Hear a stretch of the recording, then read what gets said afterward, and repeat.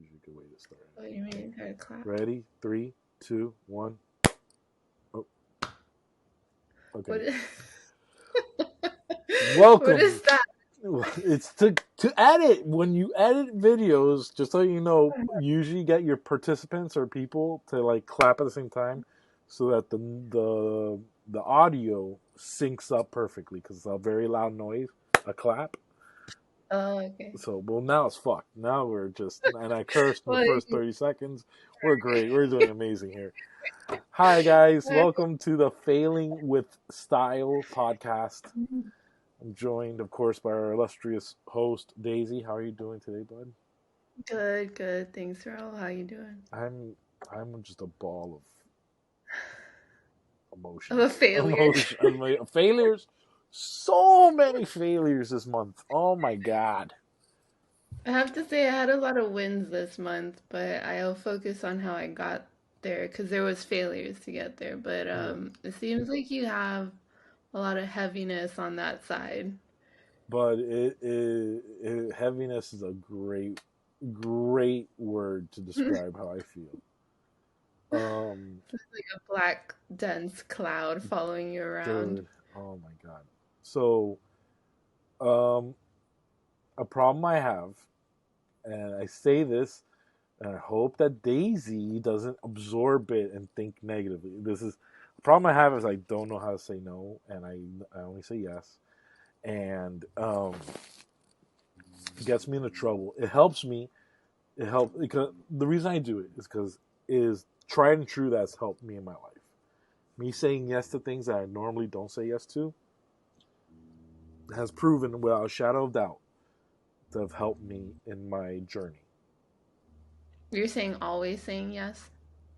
Not always saying yes, but saying yes like 90% of the time has helped me out a Okay. lot in my journey. The Um, yes man. a little bit Jim Carrey, yes man, but honestly, I had to say yes to myself to begin comedy. So that's part of it. That's like a big part of it. It's like saying yes to like the risks in your life and stuff like that.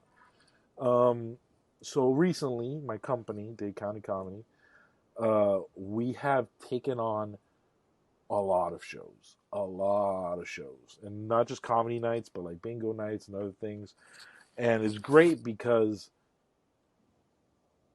man, this is gonna make me sound cocky. We've literally created an economy out of a comedy in Miami. Like, there's another guy who's doing trivia nights, and all these comedians now have a job pretty much. All these comedians have a gig almost every other night. So Mm-hmm. there's this plethora of just cash, of money coming in, which is great. And it's awesome. And like, I'm making, and hey, I'm talking about money right now, but like, I'm financially more secure than I've ever been in my life right now because of Mm-hmm. all of That's awesome. the revenue coming in, which is Okay, amazing. that doesn't sound like a failure then. This is the Is failure. it managing it? This is the failure. I'm up most days until like 1 to 2 p.m. 2 to 2 a.m. in the morning. Um, it conflicts with other things and other. I don't accept bookings now really from other people because I'm always busy and I always, as a comedian, you don't want to turn down a booking. You don't want to turn down a show. I actually got not I basically kind of black not I restricted a comedian because he just canceled on a show of mine today, and the way he did it was, "Hey, I'm booked on 2 other shows. I'm just gonna cancel your show, and good luck." I Oh can't no. wait. And I had him booked for next week for another show. And he's like, "Oh, well, I'll see you next week." And I was like, "But I'm sorry to tell you, you're not coming next week. It's not happening because you pretty Mm-hmm. much favoritismed my like out of all. First of all, why you triple book? This guy, he's an out of state comic. He triple booked himself. I saw he just posted a story with all the bookings he had. He triple booked himself, which means he's like taking advantage of a lot of situations. You should really Mm-hmm. never do that. As an out of state comedian coming into another place, you should maybe book yourself maybe 1, 2 shows, maybe a night, maybe. Really should only do one show a night, just because you're coming into a new area, you're coming into a new ecosystem. And this Mhm. guy decided to triple book himself, and then he did that because now he gets to pick whatever booking he wants to go to, which is nice. Mm. It's great, but I know that now as a booker that you did that. And how do I know you're not going to do that again? So, Yeah, I mean that's the reputation he's building for and himself. now he That's just not. built a bad reputation for himself. So I had to Mm. be like, hey, sorry, but you're not coming to the next show because you already did this move. That means that you already have a plan for future shows that you're going to do this. So, no, that's not going to be how I roll. Mhm. So, going back to I don't accept bookings because I don't want to do that to any other person. Because not only am I putting the booker of a show in a bad spot, I'm denying the spot that a younger guy or another comedian could be getting. So Mm. I always try to be super respectful about that. It's because I'm trying to introduce some type of professionalism into my life. Mhm. So that's going on. My I just see other the stress in your face. no, it's because it's like I'm unwinding all the things. I haven't even thought about all the things that messed up my week, my month, excuse me. Mm. So my other Well, podcast, go ahead, mhm. go ahead. Can we dive in? Okay, so before you move on to your other failures, I think it's important to note though that how would you like go into this process nowadays? Because if you this were to happen again, how is it that you can prevent it? Because it's a failure, right? Because you book somebody and they triple book themselves. How are you supposed to know that? I don't because that's the dirty, seedy thing that comedian did. Mm-hmm. So what I do is now that comedian knows that I do this. So hopefully word Mm-hmm. of mouth comes from this comedian, like, oh, this booker took me off, and maybe other comedians realize, oh, it's because this guy triple booked himself in one night and picked and chose his spots. So Yeah, I do but have. you know, Go ahead, go ahead. mhm. I think it would be smart to maybe like develop a contract or something in writing so that you have like, okay, if I am to book you at this certain, they need to sign it. If I'm to book you for this certain venue or any venue, then you need to make sure that you have no other bookings in place. If you do have another booking in place, then there is no business here thereafter, you know? Or, The, I mean, there needs to be boundaries, right? no, there are, and so the system I have in place because the problem with introducing that type of paperwork, introducing that type of contracts, then we enter a scary world of 1099s and Mm. W9s and stuff like that. You can't be the Godfather anymore. And it's not just being not the Godfather. It's now we are involving everyone's tax information in a Mm, really what's a small gig. It's not I don't pay like amazing money to mm, comedians. I mean amazing in the sense that other shows, this guy is gonna go to 2 shows. I know for a fact because I saw what the shows were. He's going to 2 shows that are not gonna pay him a cent, mm, which mm, drives me up the wall more because I'm like in at least the community, and something I take pride in is that I pay every single comedian that like does the major feature shows. So he's going for bupkis for sure, and he just mm, screwed himself out of ever again booking me again. Um, but what was I saying? I do have a strike system. This is what I do have, specifically for local comedians. I have a strike system. So the strike system is as such: if you cancel with me or reschedule me the day of the show, that's a strike. That's a strike in my eyes. And if you do it, we're all humans. We all have emergencies and we all have things. And also, our shows happen at night. We all can make mistakes. I've only canceled twice in my life in comedy. And I could name them. One was with a guy named Brett Morris. He's my boy. I love this guy. It was a Margate show, and because I literally caught COVID, so it was one show. Mhm. Another show I canceled. I forgot who it was with actually. I had to cancel, but this is the thing I do when I cancel, and I know I'm not gonna be able to make it. I at least let the booker know 3 days in advance, at least 3 days in advance. Excuse me. Um, so that's a system I have, but I'm my own person. I live by my own guidelines and rules. So what do I do to set up so that people don't hurt us, like people don't hurt my company or hurt the shows? So people should know that I have the three strike policy, and I've actually have. So once you hit three strikes, you may ask, what happens? So I contact the comedian. I'm like, hey, this is the third strike. This is it. I'm sorry to say this.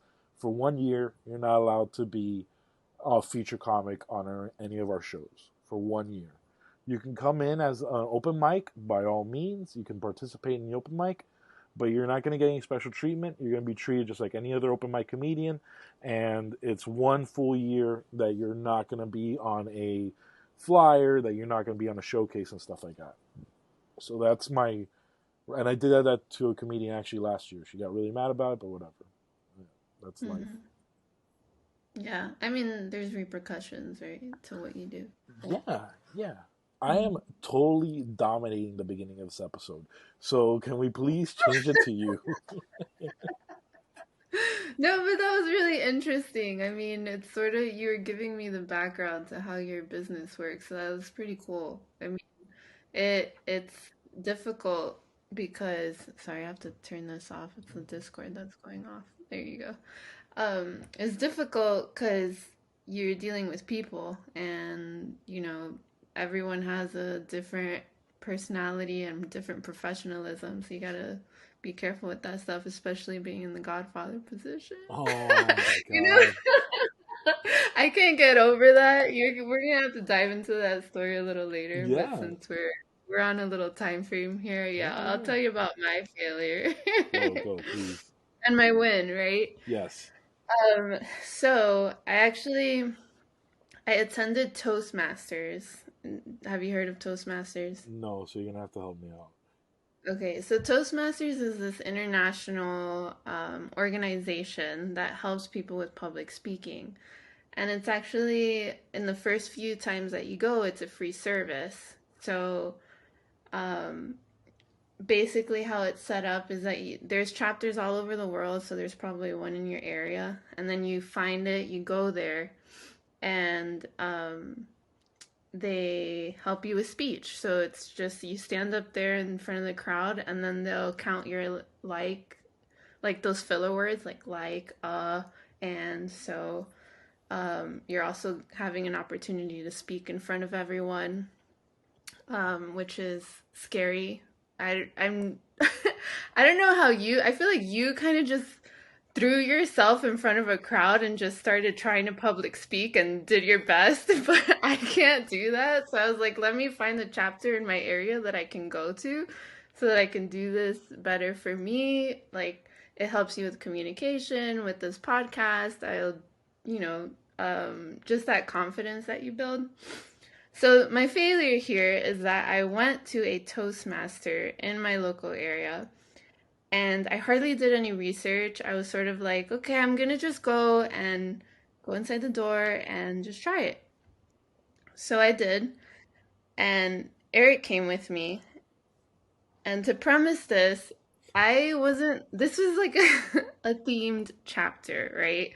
So themed chapter, it can be like, oh, this is an improv group. This is we talk about improv here. Or this one we talk about, I don't know, like the environment. And this one, the one I particularly went to, I stepped up to the door and there's a big elephant on the door. Okay. Is it um, like it was Republican? Republican. Holy Christ! And okay, I don't mean to get political on this It's podcast, fine. but it's, with the climate of the world and everything that we have just been through, and Trump being president for a bit, it was scary to me, I have to say, because I am not on that side. This is like far right, right? And I didn't even think twice either, because I'm like, oh, they're probably just holding it here. I'm just gonna open the door. It's probably just like the venue they're using, because that's what they do. They hold it in specific venues. So whatever. I open the door. I go in. A bunch of people greet me. They were really nice, and I'm looking around the room, and it's like extremely patriotic. So you have the American flag on the wall. You just have like slogans everywhere, and and they were really nice, I have to say. Yeah. So I come in and they're like, first of all, my heart is racing because I'm not sure where I'm at. I didn't do research and I'm like biting myself in the ass for this. Like, I don't know if that's how you say it, but I'm like, oh my gosh, why am I here? And my heart's racing and I can't even like talk to these people. I'm doing my best and smiling out of how scared I am. Yeah. So, so they start the meeting, right? And then the guy gets up there and he goes, "All right, so let's all stand for the Pledge of Allegiance."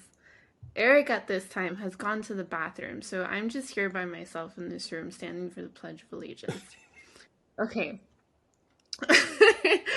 Pledge of Allegiance, I'm all for it, but I haven't done that since elementary school. And being in that environment, I was like, I don't know where I'm at. Like, I You don't know forgot the where. Pledge of Allegiance? No, no. I Pledge of Allegiance, but it was just a lot for me, like standing up. I haven't done this since like third grade. And I mean, it was just a lot to handle. And then we all sat down, and the topic of the day was um, peace through war. Listen, no judgment, okay? I'm just telling you my experience. So I'm sitting there, my heart's racing, and I said, I have to talk in front of these people, like peace through war. What am I? I don't even believe in that. Like, I believe in just peace. Like, can't we just talk it out? So I'm in there, and I came here to public speak. And I was like, I'm gonna do it, man, because this is what I'm here for. I waited like a month for this appointment or whatever, this day. So the one of the table topic was peace through war, and then they ask a question, and you have to go up there, and for 2 minutes you have to talk. So I volunteered, and I said, oh, okay, let me try this. And then they asked me some question about Vietnam, and I don't even remember the question because I have Yeah. no idea. Or they were like, "Oh, should we have stepped into Vietnam? Like, do you think that was an appropriate issue?" And then they say, "So we're gonna talk like you are very far right and the audience is very far left." I'm like, my mind doesn't think that way. So obviously, I'm up there, like, my heart is racing, and I just talk, and I'm like, and then they see that I'm kind of frozen, and they're like, but you can also just avoid the topic altogether and just talk what you want to talk about. I'm like, okay. They gave you an out. They're like, you want to talk about butterflies and rainbows? So I said, okay, I'll take that route. I'm gonna just completely ignore this question. And I started talking about how I'm not too well versed in history and I kind of just winged it. And I was like, okay, thank you guys. I'm very happy that you guys are so welcoming here. And I sat down. And then Eric stands up because he wants to try too. Okay. And so Eric stands up and he goes in front and they ask him this question. And they're like, do you think that we should be putting our opinions in other countries? Should we be going in there and how should we handle this? And they're like, remember, you have to be far right and the audience is far left. And so he tries, right? He's like, oh, like, I don't know that we should be interfering in other places and putting our noses in there. But, I think we should talk it out and we should communicate and we should really see where the other person is standing in. And then he goes, and now that I say that, I realize that's not very far right of me to say. And then they're like, yeah. So wait, were they actually Republican or they were just playing Republican? No, they were Republican. Like it was a patriotic. They didn't really say it Yeah. like they said they're conservative and they're a patriotic group. And so this chapter is very themed. So if you feel Okay. uncomfortable with that, like maybe you should find another chapter. But afterwards, like after the whole experience and my adrenaline rush died down because I felt like Yeah. I was probably assuming, but I'm like I'm the only person in here with brown eyes, brown hair, like I'm Latina, and like it didn't, I felt like a fish out of water. But reflecting back, they were really nice, I have to say. And I think I got past that barrier and I said, you know what? I did something brave today because I spoke in a front of a crowd that I'm never used to talking in front of. Like I would never put myself in that position. I mistakenly did, but it wasn't that bad. And even they were like, "You see, like other people come in here and you see, we don't shoot people." I said, "This is They don't. not what I want to hear, but like, thanks." That's Oh my great, God. bro. Oh my god. Yeah, no, it was the whole thing. That was the whole thing. And then afterwards, I actually went to another Toastmaster, Yeah. and I stood up there and I won a trophy. Like Oh, there you go. it wasn't, yeah, I won the table topics of the day, and I'm like, man, I could do things. Th- I know public speaking is. I mean, it's actually considered the number one fear in the United States is public speaking. More than death. Mhm, More than death is public mhm. speaking fear. Um, I did throw myself at it a little bit. I mean, I did have like speech and debate classes in high school, and I had a speech class in college. I was always a ham, but honestly, um, around my family, I was a ham. In public, I was very shy. I was very like ugly duckling and stuff like A that. ham.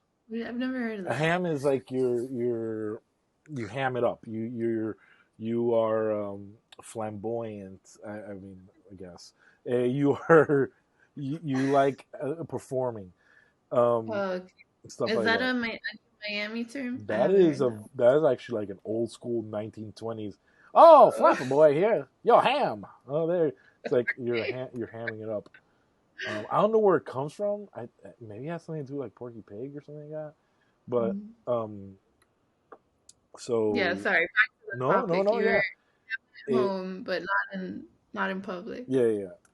Mhm. It, and it does. It really does.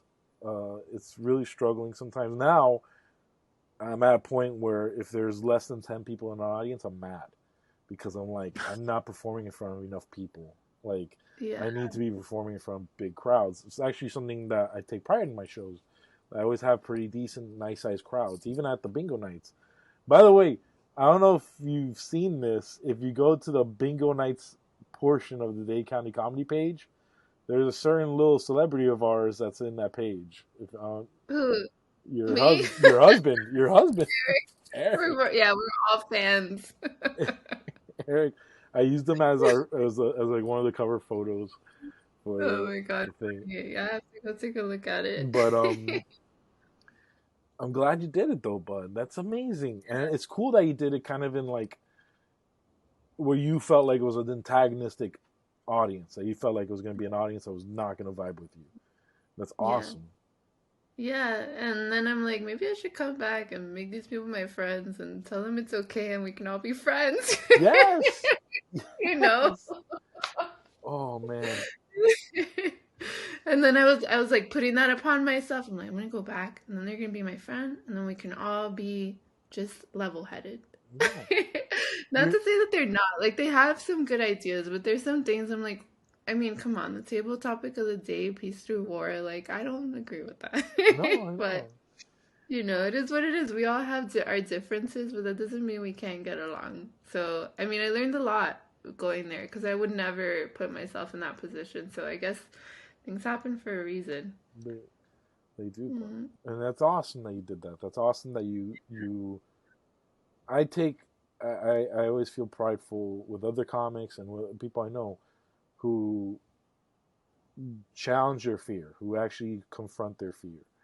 That's such a big like thing everyone's personal life goals. Like once you confront the fear of yours, and like you don't have to win.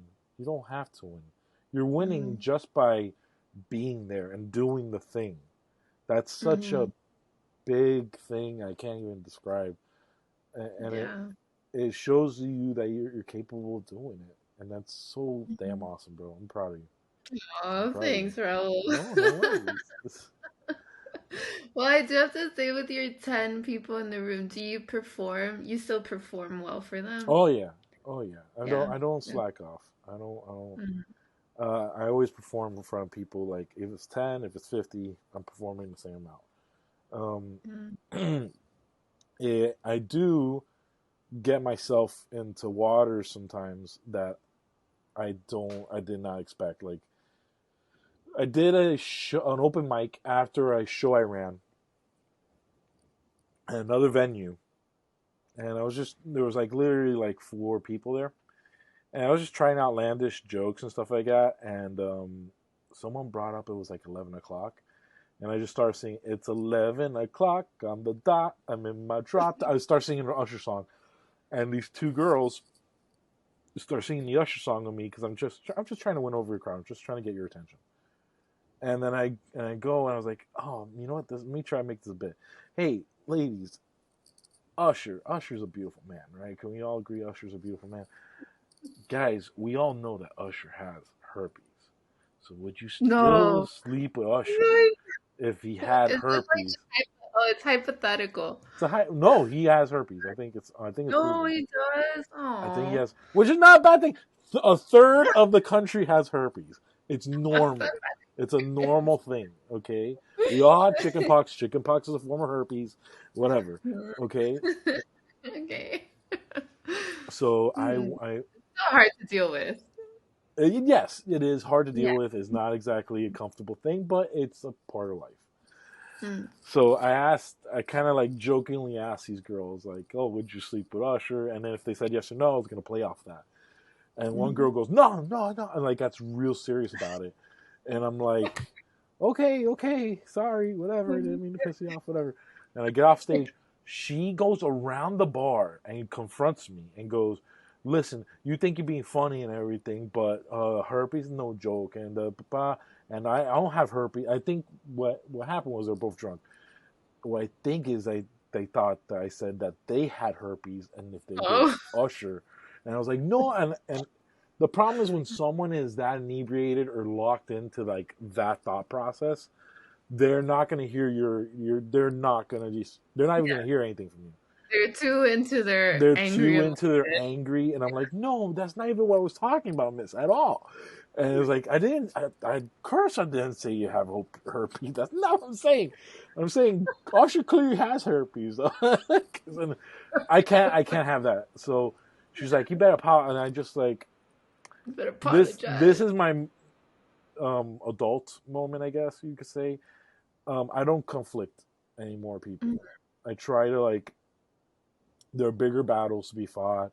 This is not a thing to get aggressive or argumentative about. So listen, I'm sorry. I didn't mean to make you feel that way. Sorry, whatever. Sorry, sorry, sorry. Mm-hmm. And she was like still trying to like oh you fucked up. Blah, blah, blah. I'm like, hey yeah, Yeah. I'm sorry man. Sorry, whatever. You know, And what then, can you yeah, do? because then what are they gonna do? That you're not giving them the bait. So. Because that's ultimately what she's looking for. Maybe it's a power thing for her. Maybe she's sincerely looking for an apology, and I'm just gonna give it to her. You know, that's the ultimate Mhm. thing. You don't want to fight people. You really don't. And I'm really trying to eliminate that part of my personality from like Mhm. not being antagonist, not being like conflictory, especially trying to turn. And then look, I walked out right there and I got home. It was not a big deal. Nice. Where it could have Nice. gotten worse. I could have started a fight. I could have ended the show that night. I could have that could have been the last show because I started a fight there that night. So I'm always looking for what's it called, conflict Resolution. resolutions. Conflict Mhm. resolution. Look at you. I read a lot of books on that. Yeah. So we gotta wrap this up soon. So Yeah. do you want to do? I did my words of wisdom last time, so let's give it to you. What's your words of wisdom this time? From what we've talked about today. What's my words of wisdom? Man, I had so many other failures I wanted to talk about, but we're gonna save it Oh, for another. well, and ain't nobody gonna be here for 2 hours listening to your failures. Oh, okay. Um, We'll talk about it after the show. my word of wisdom is oh man, I think okay. Let's talk about public speaking. Public speaking was a big topic today, so let's talk about public speaking. This is the two things I've learned. These are the two most important things I've learned, not as a comedian, but also as a public speaker, as a host, as everything. It's not just about going up confident, it's also going up to have fun. Like, those are two. I used to only think that confidence was the most important thing, like, as far as public speaking. But if you want to engage your audience, if you want to communicate something, you gotta have fun. You gotta, because people want levity. I don't know if that's because of the comedic side of me that I need to have fun, but I I was looking.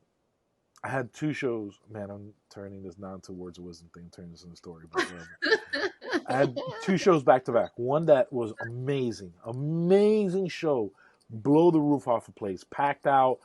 Everyone was Mhm. laughing from beginning to end, like amazing show. Then I had another show, it was packed out, and it was like a fight to get like a giggle out of someone, and it was the same material, same like relative age of people, and the one thing I was thinking about was, even though I know the material, even though I'm confident giving the material, I think the other show wasn't like being fun and having fun, and Mm. maybe that messed up the air of the show. So Yes. Mhm. yeah, so that's my words of wisdom is that the best things that you can have as a quality as a speaker is confidence and having fun. Nice. I like that, Ro. Thank you. Rose words of wisdom. Welcome, Those words of everybody. wisdom. I promise I'll have better, like real cool ones later, but that's All the right, thing. let's talk about your failures after the show. All right. So, thanks for listening to our podcast. We always are looking for new listeners. Yes. You And can follow us. What's our social media? I don't even know what our social media is. yeah, look that up real quick. But I'm at Daisy Artistica. That's my individual podcast. Yes. Rose is Podcast or your page for art? Paige. Sorry, Paige. And and what's yours? RDHITO87. All And that's where right, you can and then find we me. have a new. Oh, did you get it? I Right did. I did. today. I found it. Boom. Okay. Look at that. We have Failing with Style Pod. Yes. There you go. Follow. Boom. There it We is. will Right be there. uploading content on there. So Yes. Yes. I'll upload some of my old clips. Daisy will upload some of her stuff, and we'll have a great time. I have to say, a lot of your new artwork, bud, has been really pretty, really cool to see. So, thanks, Raul. Yeah, it's hard work every day. All right. all right. Later, homies. Bye bye. Take care. Bye.